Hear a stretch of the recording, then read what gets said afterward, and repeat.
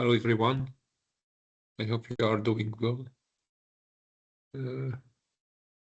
Let's wait for 2 or 3 minutes for the others so they can join us. After that, we will start.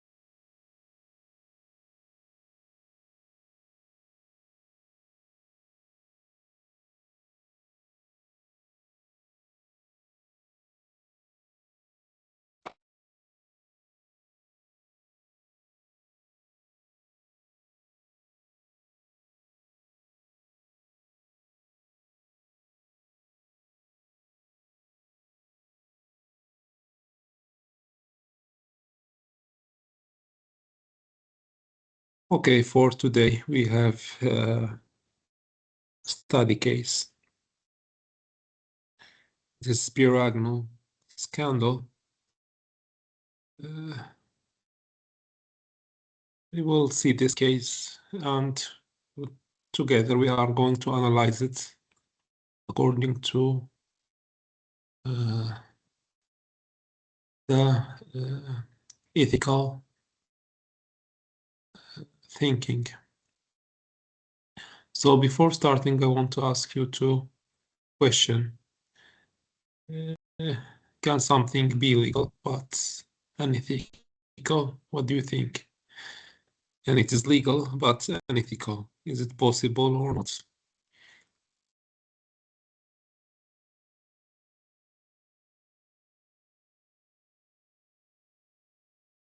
Second thing here, can an engineer do a good technical work and still act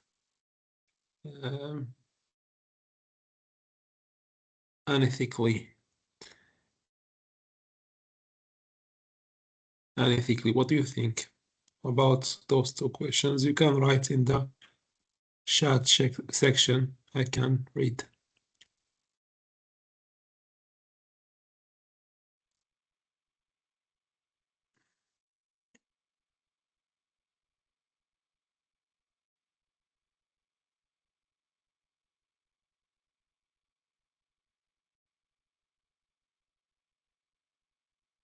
What do you think about those two questions? You can write or you can join, whatever what is suitable for you.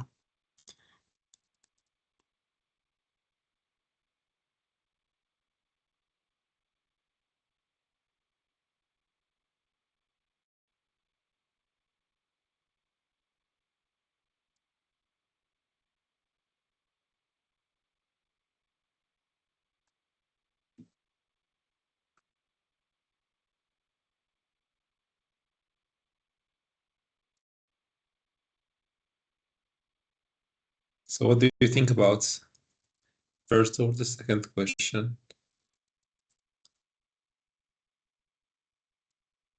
About can be something illegal but unethical. Can an engineer do a good technical work but still unethical? What do you think about those two questions?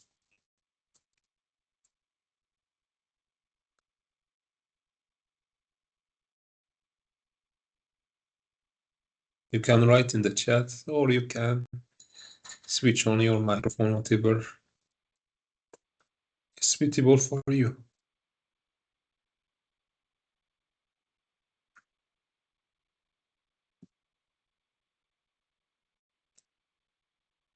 Can you hear me? Is my sound clear or not? Hello, can you hear me in the first place?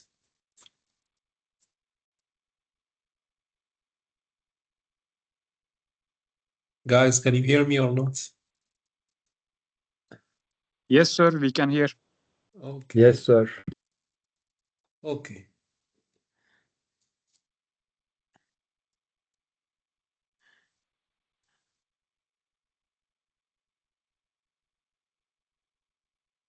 For the one who came late, today we are going to talk about Spirogno scandal. But before this, I asked you here two questions about can something be legal but unethical? The second one, and can engineer do a good technical work but still unethical?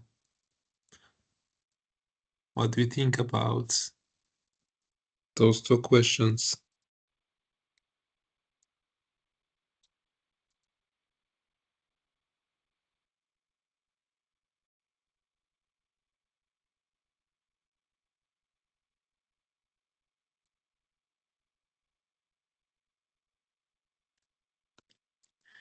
Okay. Yes, for example, tax. Okay, avoiding taxes. Yes, they can always try to avoid taxes, yani, especially if you want to pay something, or yes, could be legal but also unethical. Avoid paying taxes.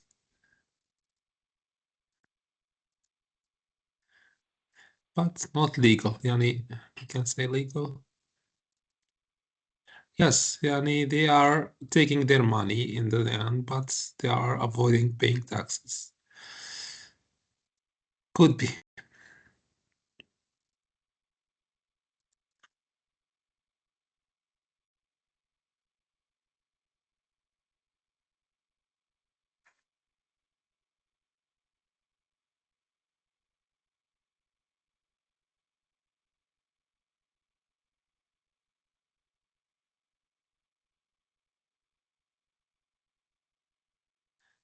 Okay, we will see.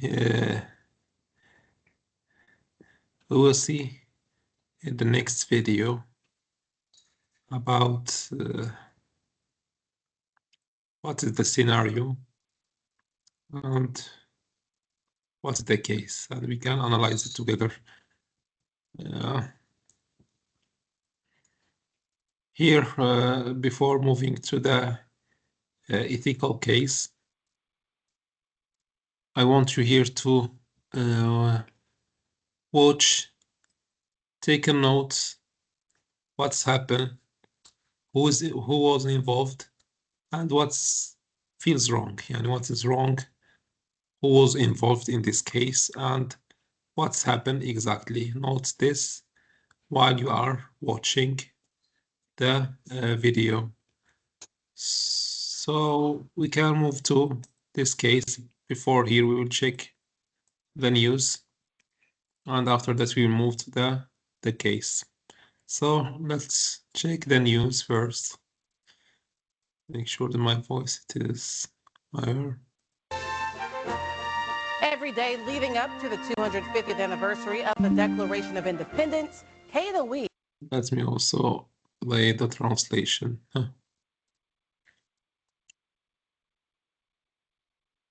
Will bring you this day in history.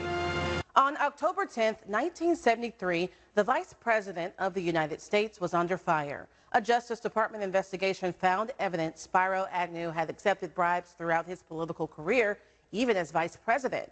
He pled no contest to federal tax evasion in exchange for dropping those charges. Agnew resigned later that same day. He was sentenced to a $10,000 fine, 3 years probation, and was disbarred in Maryland.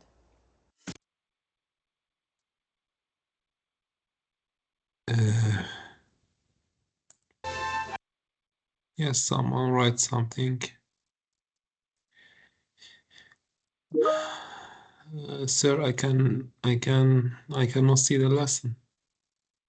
Why? I'm sharing my screen. Me too. Me too. MashaAllah. I will share, stop sharing. I will share my screen again. What about now? If you can.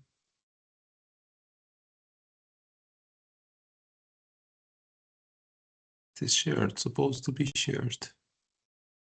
I can't. Why?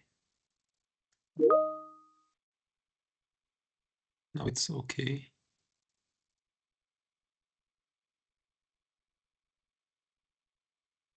Okay, this is the screen of the lesson.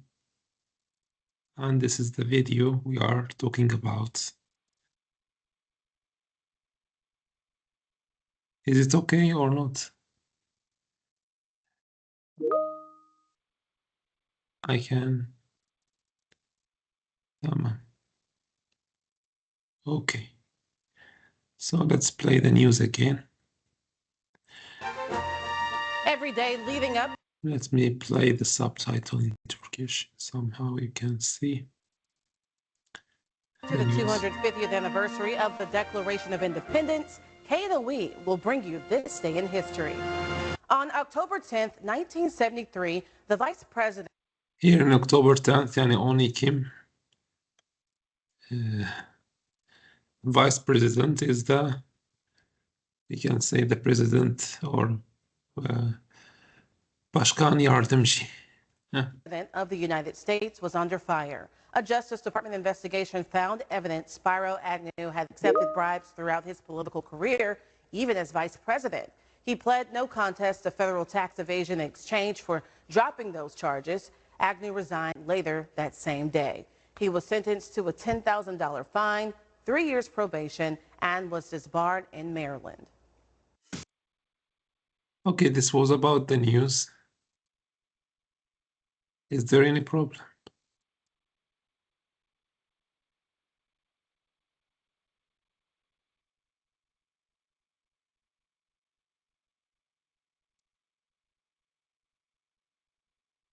Okay.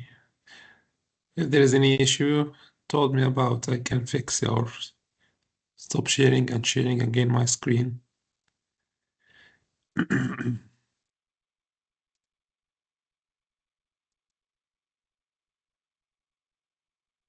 me open the main window. People. Wrong meeting. It could be. Yes. Could be wrong meeting. Could be. Okay. Anyway, it is recorded, Yani. Maybe wrong meeting. It could be someone misdirect your friends. Anyway, we'll move to the ethical issue here. Or let me check if there is any other room. I cannot see. Is there any other room is opened? I'm not sure about this. Anyway, let me play the subtitle. Don't forget, I asked you here during watching, try to notice what's happened, who's involved, and what is what's feels wrong. Those three things: who is involved, what's happened, and what's feeling wrong. So I will include the subtitle. It is in Turkish language, and we can.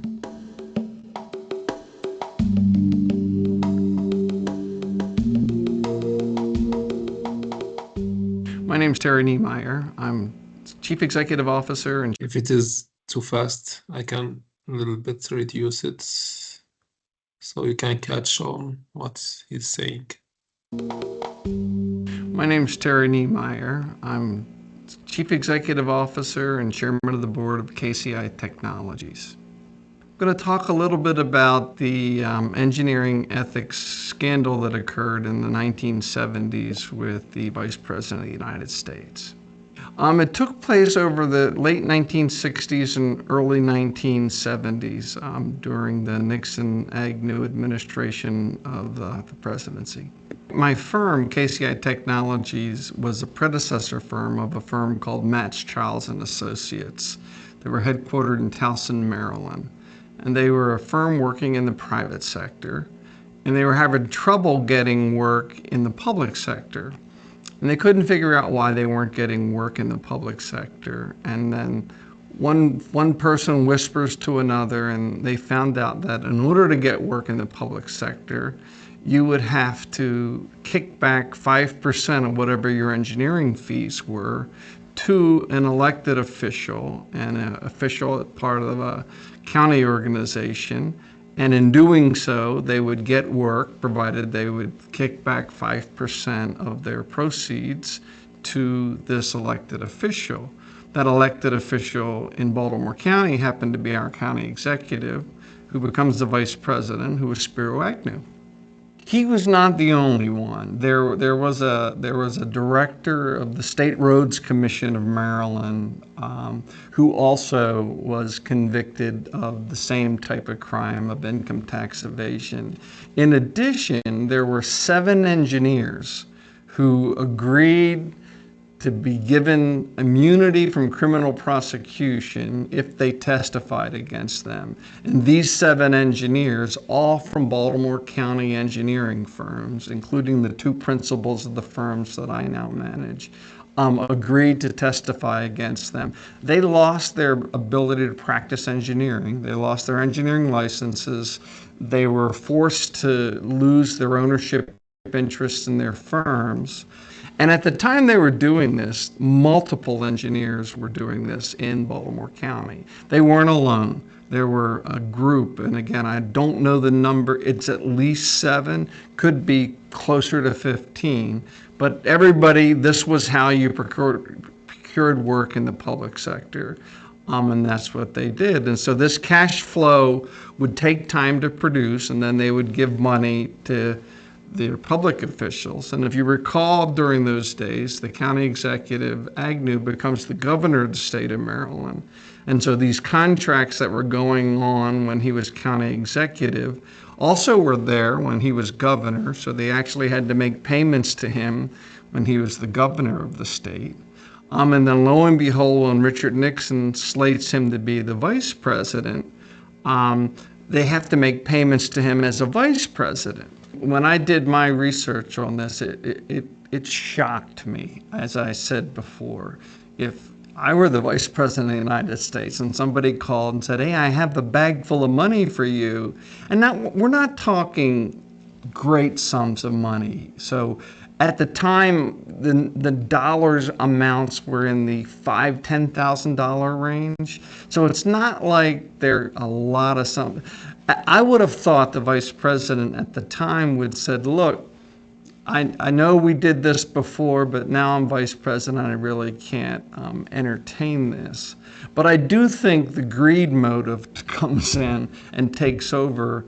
And again, I look at it that once you cross the line, it's so easy to continue to stay on that other side of the line that I felt that that's probably what these elected officials and high officials did. They were already a little bit dirty. and this was just making them dirtier. So, well, they're already a little bit dirty. What the heck? And so I think they self-justified it in those ways, but I'm still shocked that something like that could happen at that level. Money was actually exchanged in the basement of the White House, which is when the firm principal, the firm that I now manage, kind of said something feels wrong with this, and essentially seeks legal counsel and does a variety of things to protect himself, but it loses his engineering firm and his ability to practice engineering by violating ethics codes. Now, the ethics codes, there could be three that would exist. One would be the code of ethics saying you're not going to bribe public officials or dishonor the profession. Clearly, that is a clear violation of that ethics. There's a second ethics code that talks about unfair competition. And by doing these acts, were they creating an unfair environment for themselves? And the answer clearly was yes. For those who paid off, that was unfair compared to those who did not. And then there was the last one, which is a little bit of a reach, but again, the conflict of interest. Is there a conflict of interest if there is a high-ranking public sector official benefiting financially from you getting an engineering contract? All three of those were obviously being violated at that time. And again, I think it's a misuse of tax dollars, because obviously tax dollars are being used to pay for these funds. So if they pay you $1.05, and then you give them $1 worth of services, and then $5 then is fed back to this public ranking official, the public is only getting 5% less of what they had been taxed for. And again, obviously, you're getting 5% less project worth. What was the ultimate downfall of the Vice President of the United States? What was his crime? Well, his crime wasn't accepting the bribe or accepting the kickback. His crime was it was the Al Capone crime. He didn't put it on his income tax. And so thus they had him for income tax evasion. Back in the 70s, there were not what I view to be RICO and public sector statutes that strictly prohibited it. Today, clearly it would be a prohibited offense, but back then it was a little bit of a gray area. And so obviously these events of these officials taking this back doesn't appear at the time, and I'm not sure because I wasn't around then, to be a criminal offense. It was just an offense of a mistrust of the public or a misuse of public funds, but was it criminal? I mean, I didn't see any criminal violations. But the environment back then was that if you worked in this county and you were an engineering firm and you wanted to work in the public sector, this is what everybody did. And that because you did this, you were just following along with what everybody did. And I think there's a lesson to be learned in that if somebody is doing something that doesn't feel right, even if everybody's doing it, if it doesn't feel right, it probably isn't right. And you really shouldn't be following the leader with respect to these things. Because ultimately, in this case, if you kind of find that this is not a good thing in the basement of the White House, well, what's the difference of the basement of the White House or the basement of the State House or the basement of the county executive's house? They're all the same. And then essentially, if it feels wrong, you shouldn't do it, and you should live by an ethical standard that keeps you above that, not puts you within it. I had the fortune or misfortune of knowing Mr. Matz and Mr. Childs personally. Mr. Matz has passed away and Mr. Childs is still alive. And they firmly believed that everybody in their business sector was doing this. They just struggled on why they couldn't procure work. They had the qualifications, they had the people, they had the licensure, and they weren't getting work. And they really believed that everybody was doing this, not just a select few. So they didn't view that there was this unfair advantage at all at the time. The projects didn't get affected adversely because, again, as engineers, we design projects that are safe and travelable to the public. A lot of them were roads projects. There were a few water and sewer projects. The projects weren't being affected at all, but the firm, my firm, ultimately gets affected because, again, as you become the firm that reports this, the firm essentially doesn't get debarred, but almost it becomes impossible for us to procure work in the public sector for a period of 5 to 10 years, where literally the firm had to look elsewhere outside of the state of Maryland in order to do work, because in Maryland in the public sector, we were viewed as persona non grata and they weren't going to do work with us. So the thing I've illustrated is Spiro Agnew, and that's a very exceptional case, very high profile. I mean, you can't get much higher, the Vice President of the United States. And to bring that down to a level where an engineer might see that is something as simple as, when you cross the line, how much is enough? And when is groupthink not the right thing? And again, you'll have that in your career sometime during your career, be it whether your computations are checked, whether your timesheet is correct, whether you're being asked to do something in an unsafe environment. And again, just use the background that you had. You're not trained in ethics in college. You're trained at technical ability. And again, I'll suggest to you that your ethics training was given to you by your parents. And they'll tell you whether it was the right thing and the wrong thing. And just remember that you need to stay on the right side, even though these pressures exist. And there are avenues for you to kind of get around this pressure, this boss-superior relationship that you can take advantage of. Most young engineers that are, just graduating school aren't going to see this happening, because this really happens at senior levels. But as a young engineer, just keep your moral compass pointed north.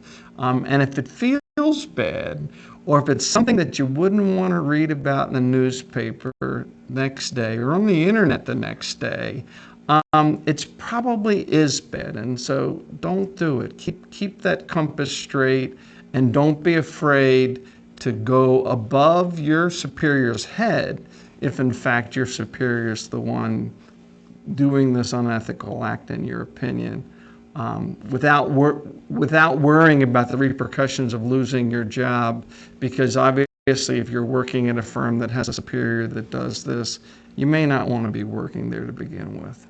I think that there's a moral dilemma that occurs where you need to make a judgment over what is right and what might be right for me. So in a scenario where someone's saying, I have a job and I'm supporting a family and I have my kids in school and I need to make sure I'm bringing food home for them, but then I have potentially this unethical action occurring within the firm that I'm working, you need to weigh the pros and cons of that. Obviously, your moral dilemma is there's something wrong going on. And two, you might not be the engineer that would blow the whistle because you're worried about your job. And again, my advice to them would be to either get that moral compass where you would blow the whistle, or if you're not comfortable doing that, seek employment elsewhere and working for firms or agencies or other sectors where this isn't occurring. Because again, I think you need to remove yourself from that environment, and that's hard to do. Let me comment about the pressures a young engineer will be under. And again, there are numerous, and again, it's something that you need to be able to come up with good mechanisms to combat them.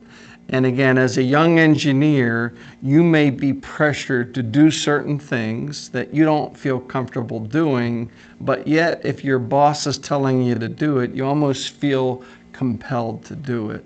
And I'll use a good example so that if you're working on one project, your boss says, I know you're working on this project, but I want you to charge your time to another project. Now, I say there's an ethical line you're crossing when that happens, because you're working on project A, but you're charging your time to project B. And again, I think you need to put the stop sign up as a young engineer to say, look, I'm going to fill out my timesheet the way I fill it out.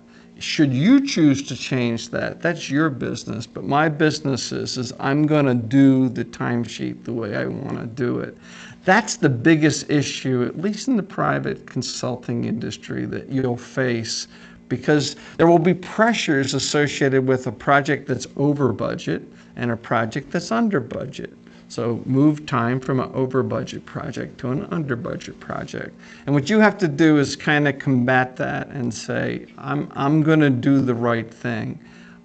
And again, those pressures will happen. You'll be pressured to do something quicker than you'd like to do it. So you're designing a bridge computation, and typically a bridge computation requires someone to design it and then a third-party independent checker to check it. Somebody say, oh, you don't need that third-party check. And again, rely on your quality procedures and your training to say, no, this is how things are done when we're designing bridges. We do this for a reason. Bridges don't fall down because we design them with safety factors, and we have 2 independent reviews that occur, and insist upon those type of things. It's going to be very hard for you to do that because your boss is going to say, I need this by Friday, I need this by Friday. But I think that, a good retort is that how important is Friday? Can it wait till Monday and then we can have somebody check it over the weekend? There are support mechanisms in large firms, such as my own firm. You can contract with a third-party outside confidential service. It's like a 1-800 number.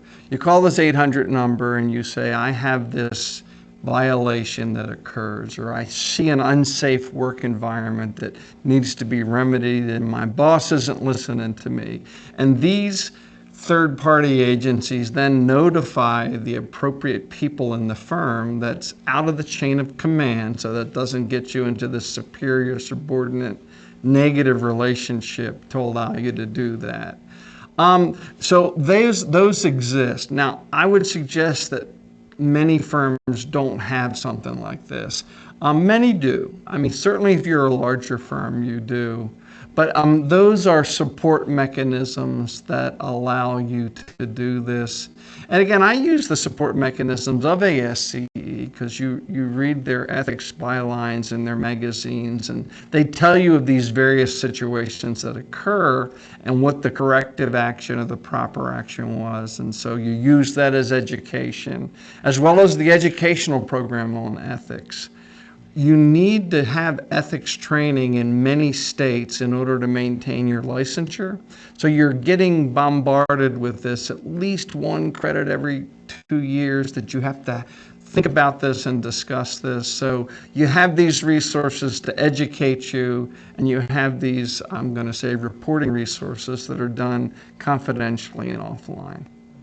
If you see some things that occur in the workplace, say something. If your boss doesn't listen, go above your boss. Use these confidential hotlines. Do something, because again, in our business, it can save lives. Okay, I think he provide a very good advices in career from real situation, what it was about. Now, if we go back here to our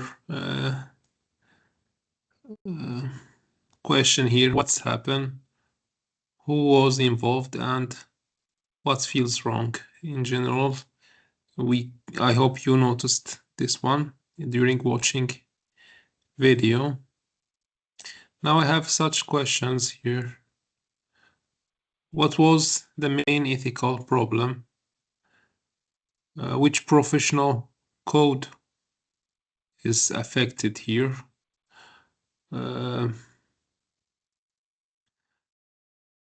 Does here everyone was doing it? For example, to reduce the responsibility, you can say, I did it because everyone is doing it. Yani, to reduce your responsibility here about what's happened, yani, everyone is doing. What should the engineers have done in general?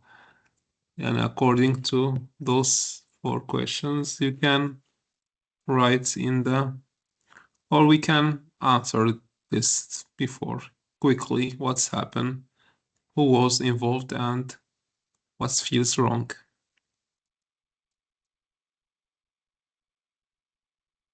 After watching the video,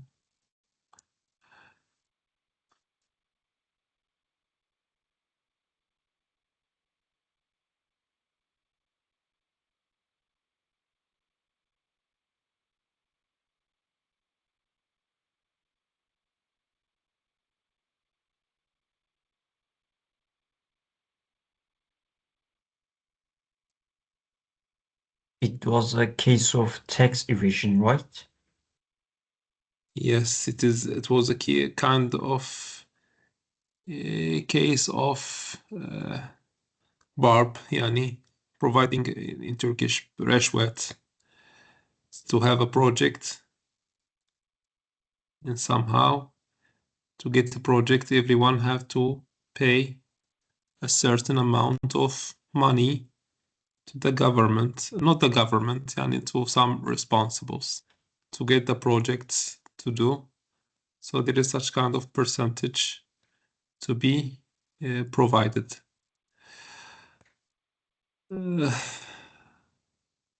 was involved in this?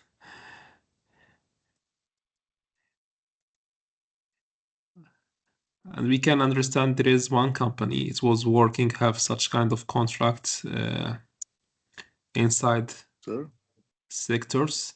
And when Sir? they want to, yes, the Vice President of the United States was involved, I think.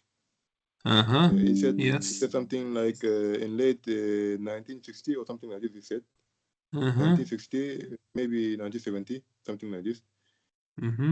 And also there was a company named maybe Nixon.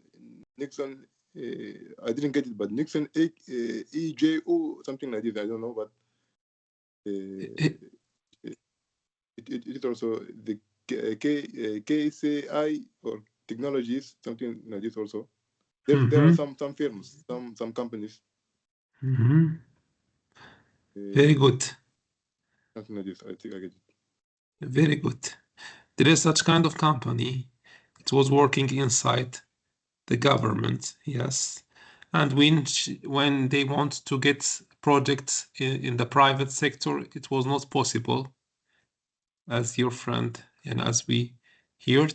And why? Because most of the companies having such kind of paying some money to the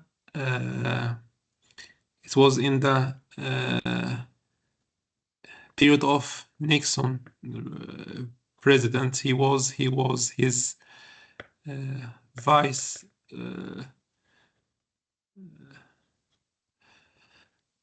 president. He was the one who was taking this money. So any company wants to take any project, they should pay for him about a certain percentage. So who was involved? He was the Spiro. Its names, the case, it's under his name, Spiro Agnew, and he was the one who was taking this money, and also in a certain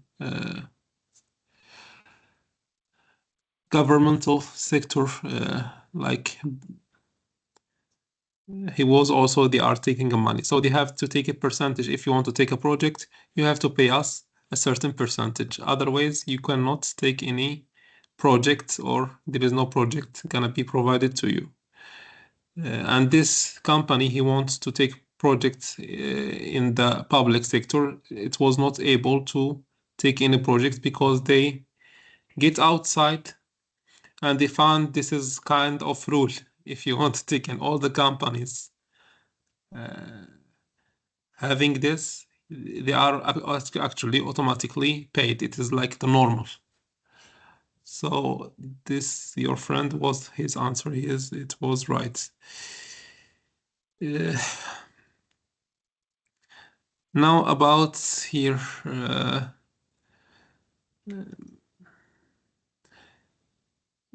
we can not make it like question. It was just like a discussion here. There was what was the main ethical problem here? Actually, we have a lot of ethical problem, and not one ethical problem. What do you think here? The ethical problems exist in this accident or this ethical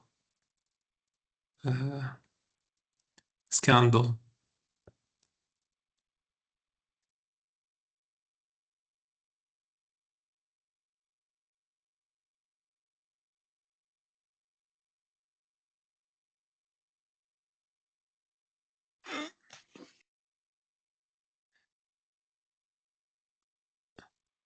Okay, paying barbs. This is one of them. Second, what's gonna be?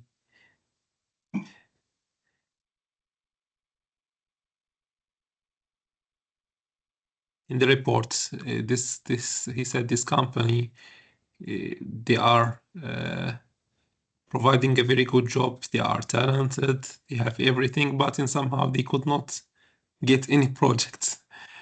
So what is here the second maybe ethical problem here in this case? It's about when we are, for example, wants to provide projects and there is someone who wants to do it. It's not about evaluation, about the capability. It is about the one who's gonna pay. So what's gonna be this make? And there is no competition here. And the idea of making competition, it is ended. By luck, in the video said the project will not affected by this behavior. Because in somehow they are providing something to the public, so it's designed by engineers, etc.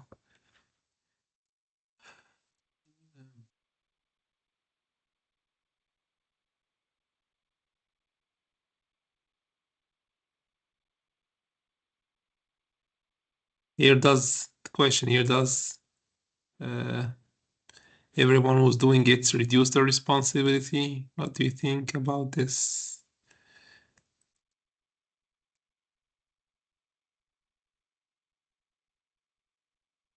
And what should the engineers have done in this case, or should do done?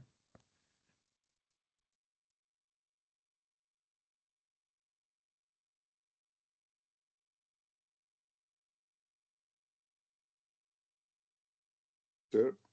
Yes. For the third question, I think does everyone was doing it reduce responsibility? Of course, it's reduced responsibility because I think he said that everyone was doing it. He said that it wasn't just few of I think few of the engineer. Just few of them didn't see that it was just unfair advantage at all. He said like this, and also he said after he said as engineer we are designed to project that are safe, something like this. He said, and also something good for public. So a lot of them were something road projects for example, the street, something like this. He talked about that also, and said also there were some other project also. There are some projects are not also affected by this problem also. He said also attack what. Okay. He said that his film is affected because he said what let me think. He said also it has become some impossible. No, I take some notes. I took some notes, but I think I didn't get it very well. Okay. He said About the also, third point.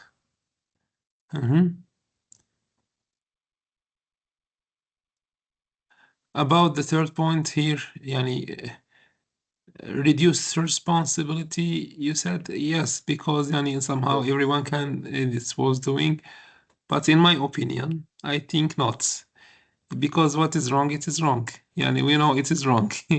So it doesn't make us away from this responsibility. Yani. For example, if we know something is bad, so and everyone is doing, can we say everyone is doing? So it's not our responsibility, it's the normal situation. So I think it is not right here, because yani, it's coming here cross the line. He said when you cross the line, it's gonna be like a habit, yani, no problem. It is normal. This is the normal. But in my opinion, it is not. And it's not going to be reduced to responsibility. Why? Because the company that was not taking the projects have all the capabilities. They reject to do this. Yani they are refused to pay, and then somehow that's why this case comes to the public, yani, in the end. But everyone, if it is accepted, so no one will gonna see this. So it's not gonna be reduced the responsibility. Yani, I think the companies at that time should do something, not say it is the altitude.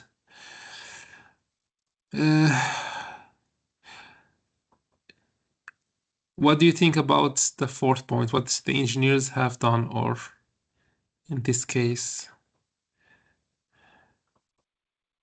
or we can change this question, what they supposed to do, or what do you think they supposed to do in this case? I think, in my opinion, they're supposed to reject this behavior. As he said, you can take it over to your supervisor, if not above to your supervisor, starting from supervisor, if not above from your supervisor. In my opinion, I'm not sure if I'm right or wrong. We can move to the next question here. I think some questions are already answered. Was the case it was just about paying money, illegal money, to the company? I think it is not here. I think if we are, it is about unfair competition. There is unfair competition. There is conflict of interest. Officials get some benefits from their decision. Being official for contracts, and taxpayer gets less value, yani, in the end. So it was not just about the money itself or paying barbs. It just was a lot of conflict here about some officials have benefits, some have unfair competition. How you can get competition with the other companies if this behavior became as a normal situation. I think in the discussion we already answered this. Coming back to the question, everyone was doing it. Reduce individual responsibility. In your opinion, or you said yes, but in my opinion, it is not. We can check here what is gonna be. Yeah.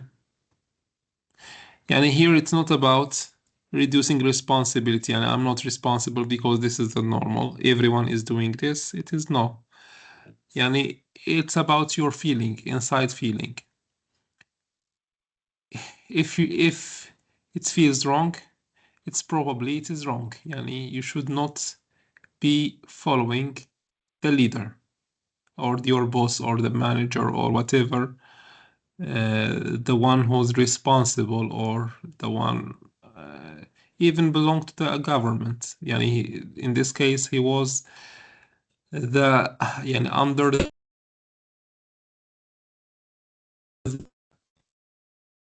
of the country. So there is nothing gonna be more powerful than him. But in this case, one company rejects to go or follow his system. So everyone making this doesn't give you the right to do the same. If it is not feeling right, it is probably wrong. This is what take us to the point that group think. It is this called the group think, and everyone is thinking about like this. It's okay. So it is a dangerous ethical tap. Everyone is doing this, so it's gonna be. I will do the same.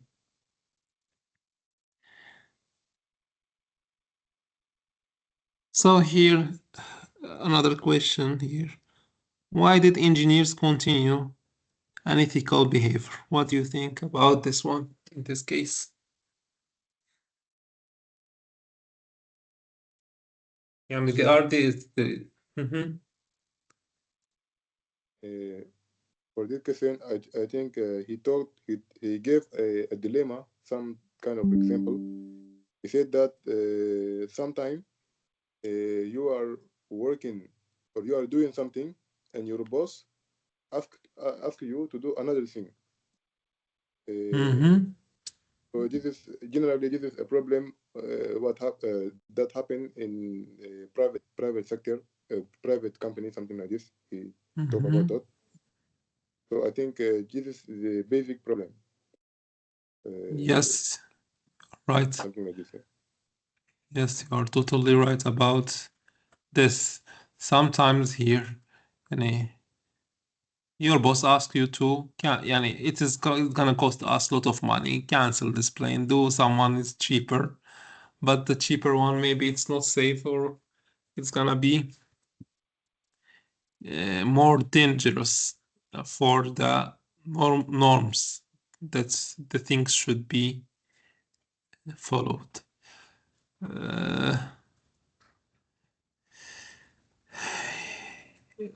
Here the question is about they know it is wrong, but in somehow they continue doing unethical behavior. Why? Too simply, I think he already mentioned about this. It is small compromise leader to large ones. Self-justification increase becomes normalized over the time. And over the time, do it multiple times, first time, second, this is the normal. Self-justification increase. Everyone is doing, I'm going to do the same. I'm not different from them.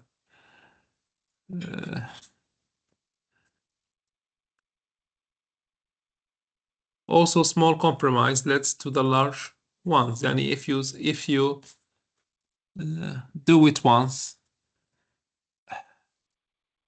after a while, if after crossing the red line, nothing gonna be important for you. And there is such kind of red lines. If you cross these red lines, after that, everything gonna be possible for you. So this is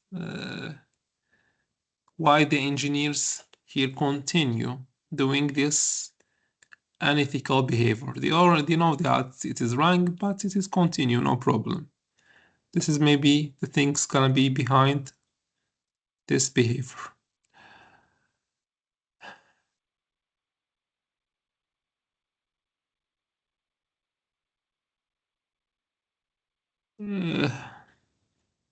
Here, what should an engineer have done when asked to pay a kickback?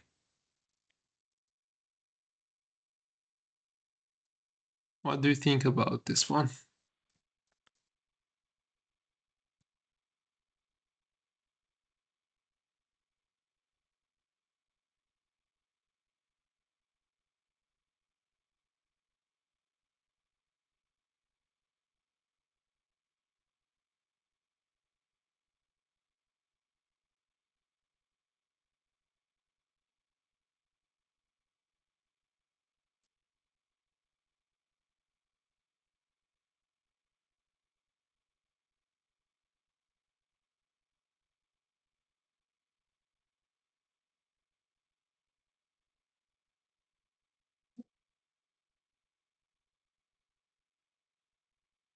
So what do you think here?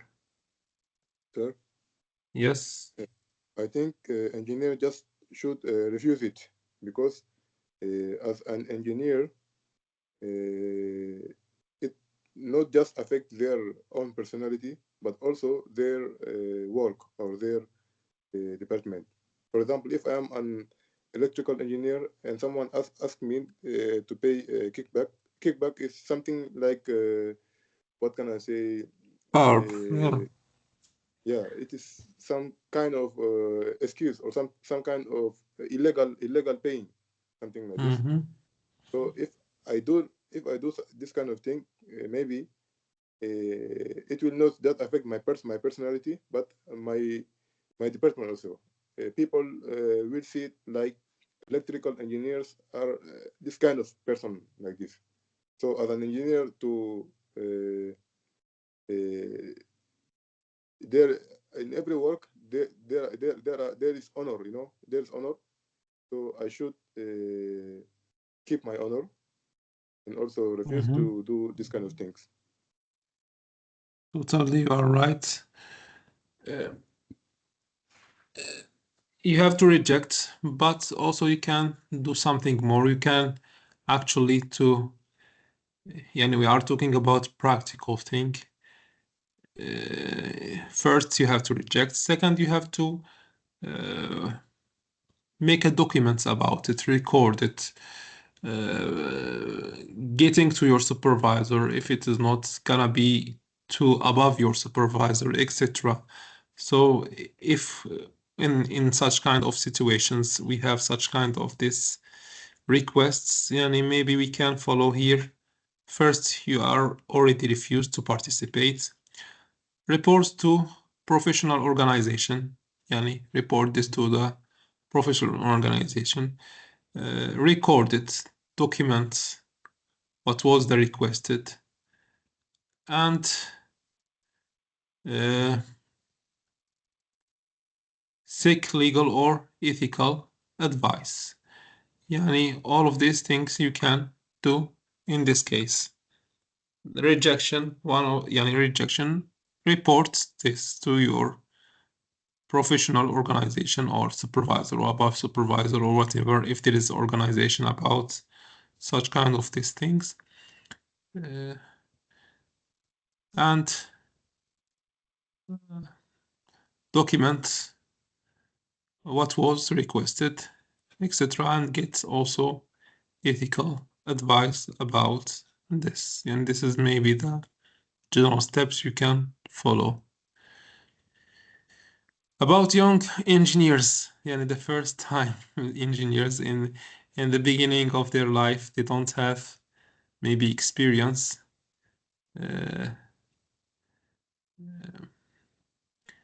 Maybe under the pressure, everyone is pushing them under the pressure. maybe they can stay silent, because it is under the pressure. It is in the beginning of their career. They want to prove themselves that they are capable to do the job, and they can work under the pressure, and they can improve their selves, and somehow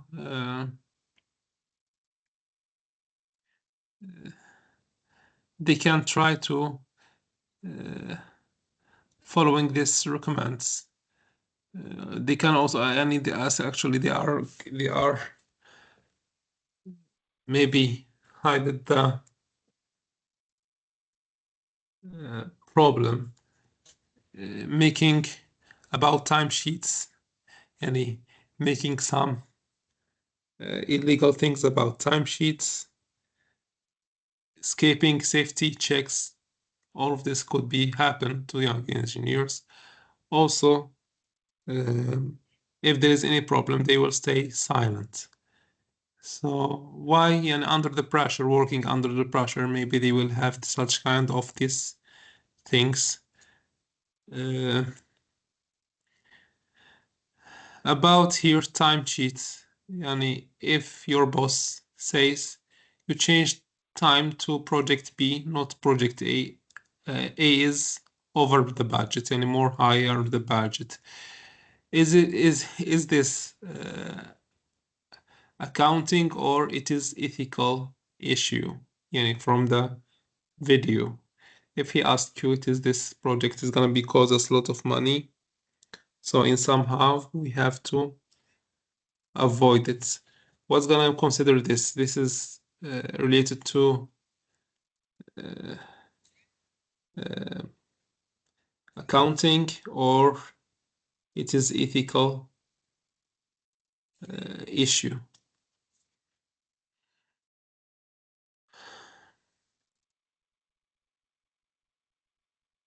It is an ethical issue.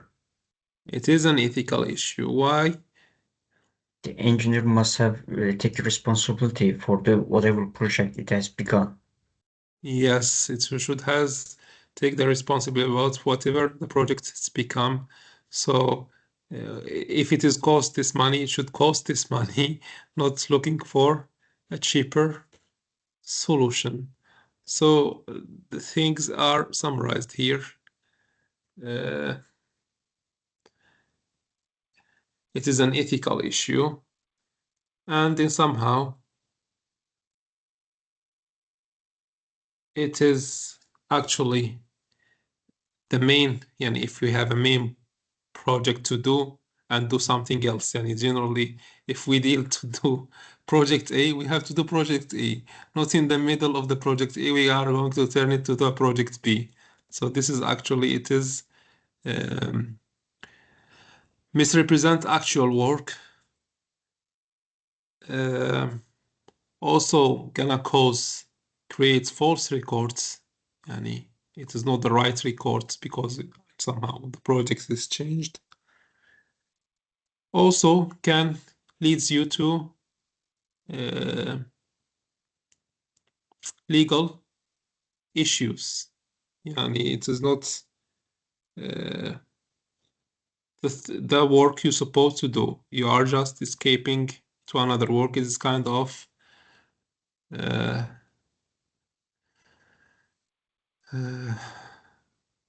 scrammer. Change the direction. You are not dealing with the actual work.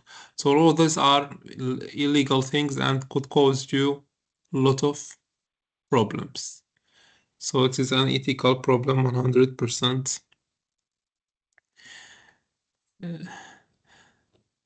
Here, if your boss says escape independent check, we are behind the schedule, there is no time to make check, just escape it, and because we have to, for example, deliver this on this date, so we don't have much time to make checks, and just finish it, escape the independent check.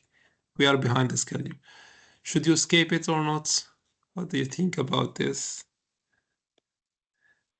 According to the video, I think it is not recommended to do this. It is because يعني no, never skipped safety check. If somebody did something and I have to make safety check, whatever the deadline, it doesn't matter, because this is you are dealing about people's life that are depending on this project, or yani whatever you are doing. People's life are connected to this. So here skipping checks is not an optional thing here, or just we have to deliver. It's maybe in buildings, in whatever disaster. So here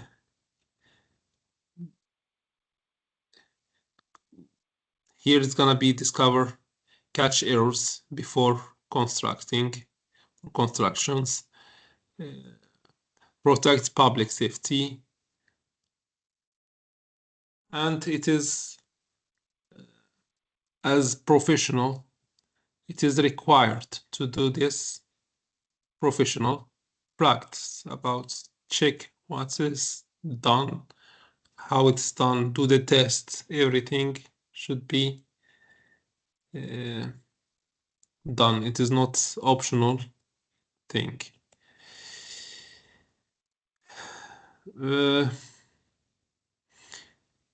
Here about the code, professional code, hold the public safety, be honest, avoid conflicts of the interest. This is according to the American civil engineer ethics principle. And this is the code we are talking about. If you have someone push you, as I said, you can document the situation. Make sure that it is not your decision. I received this letter from them, asked me to do this, so this is their responsibility. Document the situation. Report to your supervisor. You can use hotlines. Hotlines may be the controlling some controlling societies to take the project or accept the project or reject the project. You can contact them about the situation. Take the documents that illegal, keep it. Report to your supervisor. If not, there is hotlines. Consider leaving. If it is gonna be continue, I'm going to stay away from this, because in the end this is gonna be discovered. Nothing gonna be hidden for a long term. In one day it's gonna be discovered. So to not be a part of this, if it is continue, consider you are going to think about leaving this situation, or find another company that can work or provide working legally, more legally, away from these troubles. This is the first solution. It's not working, it's gonna be continue, no problem. So it's much better to leave. As a final lesson from this ethical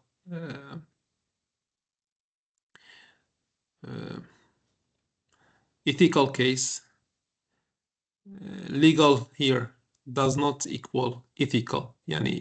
For it was his according to this man, he was a governmental person working in the highest position in the government. So what he's considered, he's the one who's putting the rules. So legal is not mean it is ethical. Avoid here group line. It is dangerous. Everyone is doing, okay, I will do because everyone is doing this. Also something gonna be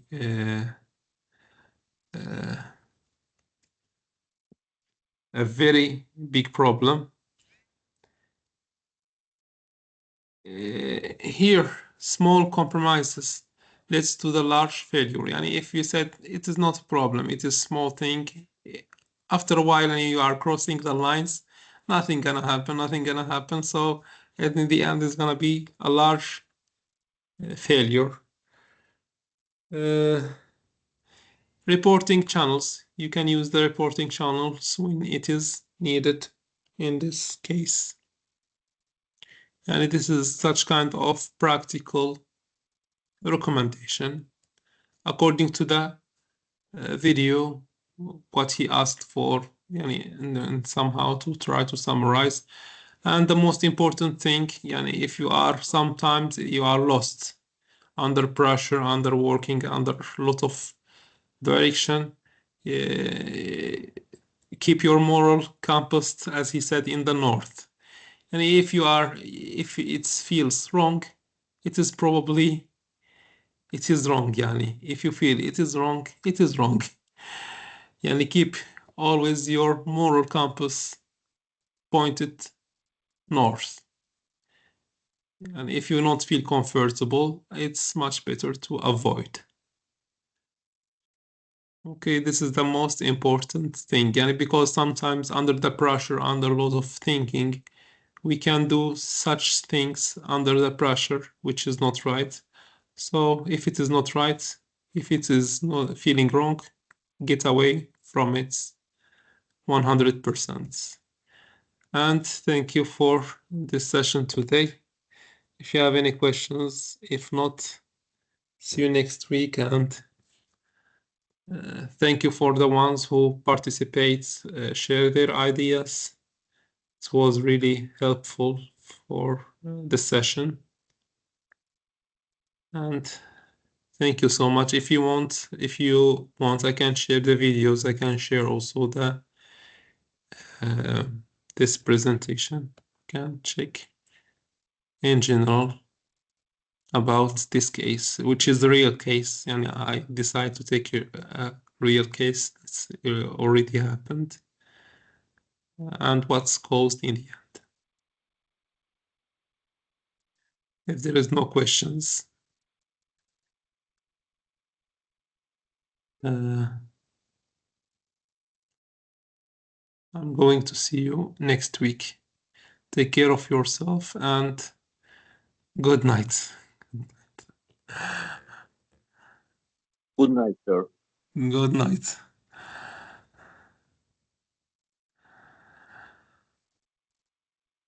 The rest, if you cannot hear me, good night. Good night. İyi geceler.